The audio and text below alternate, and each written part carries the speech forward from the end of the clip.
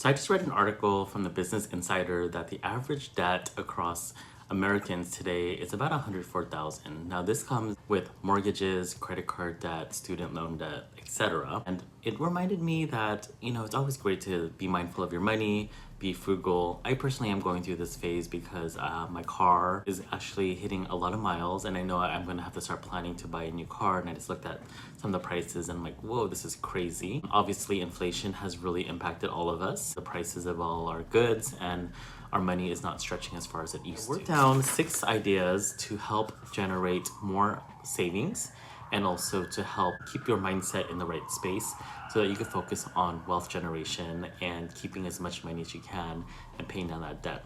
The first thing I want to talk about was just your utility bill. My electricity is through PG&E and it has dropped about 51%, which is very exciting. It was $62 last month and it was $42 this month, or it's going to be for the next upcoming month.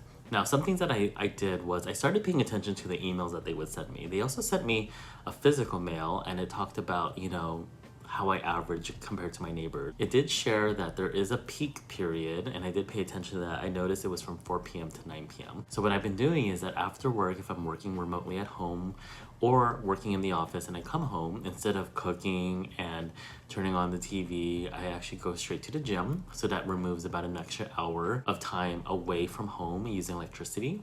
I make sure that everything is turned off and unplugged. My phone charger is in the wall. That is actually sucking up energy, so I unplug that. I end up coming home a little bit later and I don't run the dishwasher until after 9, and then I also cook maybe a little bit later so that it rolls over 9. It's kind of late to eat, but it works for me, and I also have some food that's left over sometimes and just heat it up in the microwave. The next thing that I want to talk about is food and groceries. What I've been trying to do now, I've gotten in the habit of, let's just go every Saturday, I'm gonna go shopping and I'm just gonna buy more things in the house. I've noticed that I've reduced my food waste tremendously. If I want to eat fresh meat or fruits and vegetables, I eat up what I have and then go to the grocery stores, even if it's twice a week.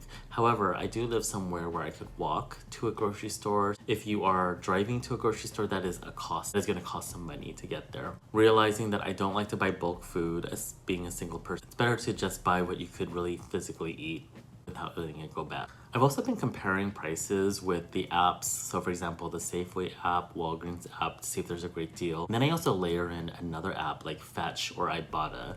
Those are both apps where you could take pictures of your receipt and receive money back, or in exchange of gift cards. If you could get a triple deal, I think that's fantastic and amazing. So take a look at all those apps. If you're a loyal consumer to Safeway, Whole Foods, Walgreens, etc., just kind of keep an eye out for their ads and you might find a really great deal. I did go to Trader Joe's today and I also paused what was the more cheaper option. So for example, there was soy milk for $2.29 and then there was almond milk for $2.79. So of course I went and got the cheaper option.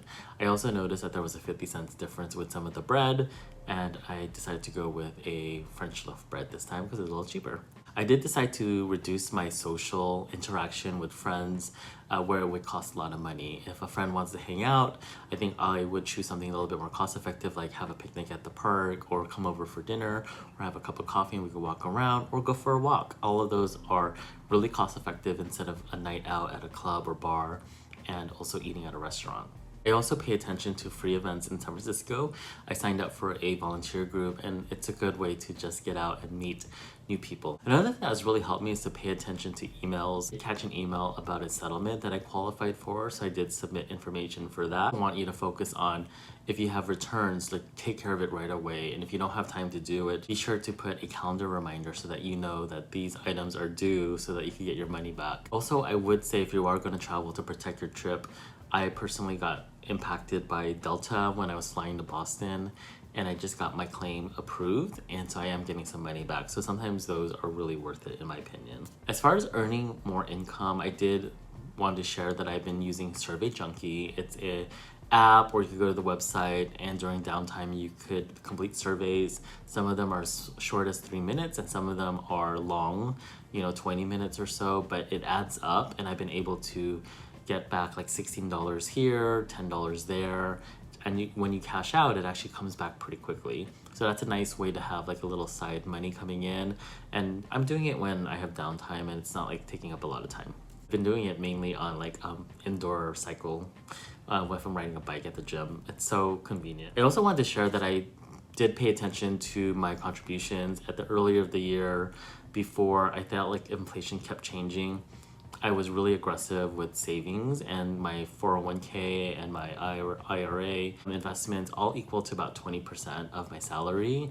And while that was great that I was pocketing it, I did reduce it to 15% just to have a little bit more breathing room. I just felt like it wasn't really working out for me. But I did have maybe like 6 months of 20% contributions. I think eventually I'd like to move back into that. But for now, I think this is a good spot for me, and I'm still contributing to the 15% minimum, which is recommended. So those are all I have for you today. I'm gonna go ahead and keep track of everything else that's helping me with my finances, and I'll be sure to share them with you. If this resonates with you about money, savings, and just kind of shifting your mindset to a more frugal lifestyle, please feel free to hit the thumbs up button and then also to subscribe. See you guys later. Bye.